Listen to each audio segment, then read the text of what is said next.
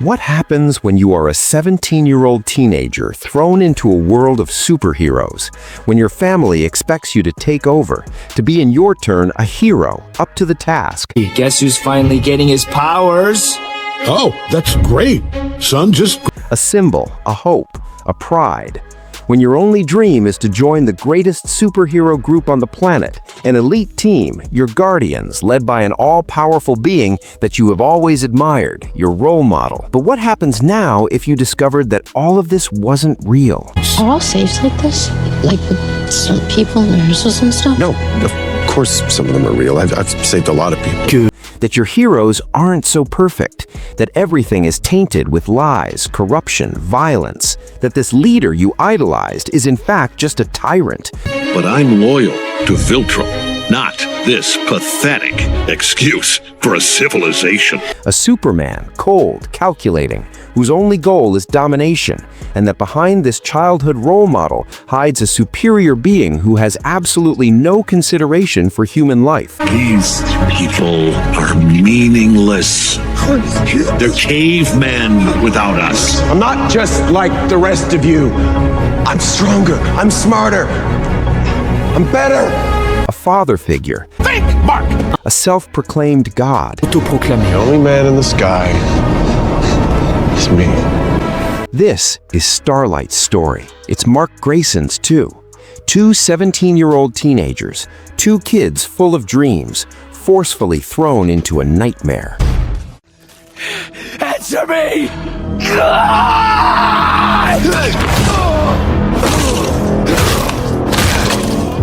Boys and Invincible share a fundamental point, the absence of censorship. Here, everything is visible, everything is felt, everything crashes to the ground.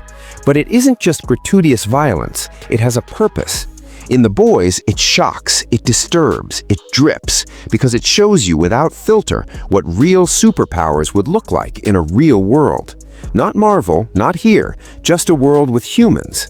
And humans, when given too much power, they spiral out of control. The Boys uses violence as a magnifying glass to amplify the gap between superheroes and the rest of the world, to put before our eyes the result of having beings so superior in a society like ours. In Invincible, the violence is more intimate. Every hit Mark takes is a piece of his innocence leaving. Every hit he throws seems to have the same effect. The violence is there to highlight the consequences of having so much power, the helplessness when you endure it or when you inflict it, being a victim of others' power and your own.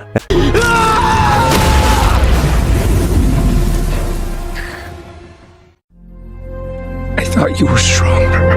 And that is perhaps what leads us to their true common ground. These two series are realistic. Not in the laws of physics, though. We are still talking about guys who fly and cross the planet in 2 seconds. But in human reactions.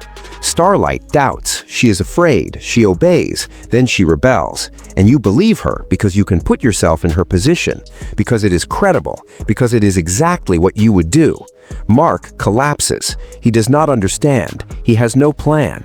He moves forward by instinct, by pain, by fear of becoming like his father. I'm not my dad.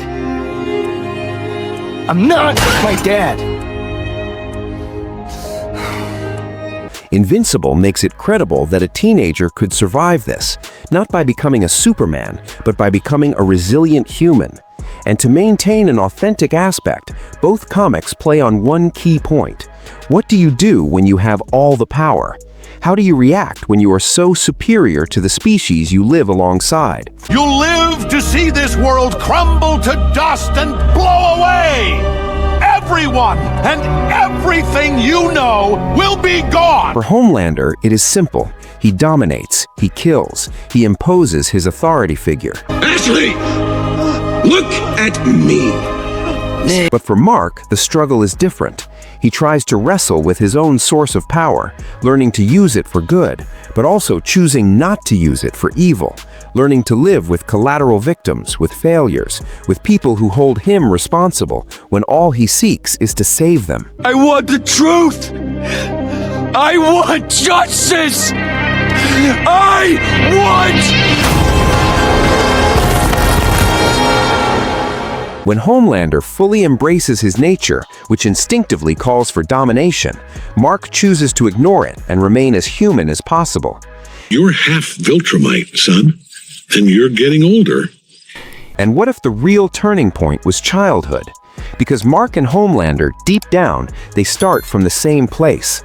Two invincible beings, two demigods, two potential threats to humanity. But one of them becomes a monster, and one fights to never become one. Why? Because Mark grew up among humans. He had a mother, friends, a life.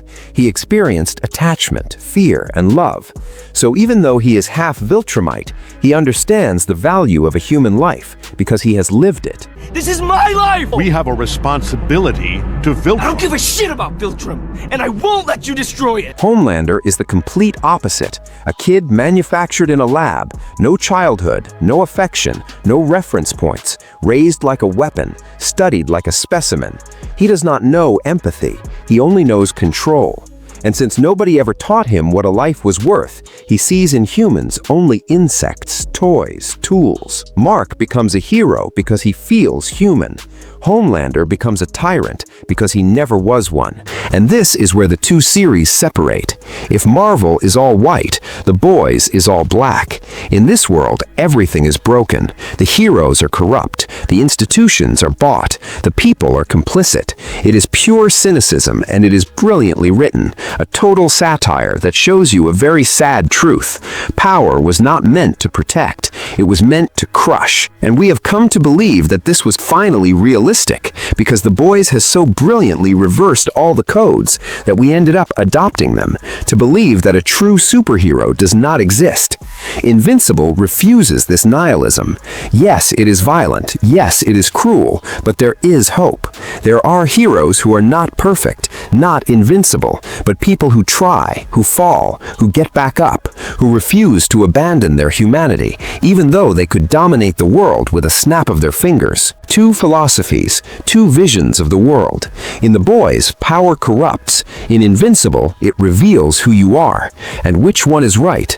The answer is simple. Neither of them. Because sometimes the world looks like The Boys, when you see people crushed by the system, ground down, a society where the powerful lie, kill, cover up, and manipulate. You tell yourself, Homelander already exists. He just goes by a different name. And sometimes you want to believe in Invincible. You want to believe that even if everything is against you, you can stand up and accept that no, I am not perfect. I may not be invincible, but I will fight because it is the right choice.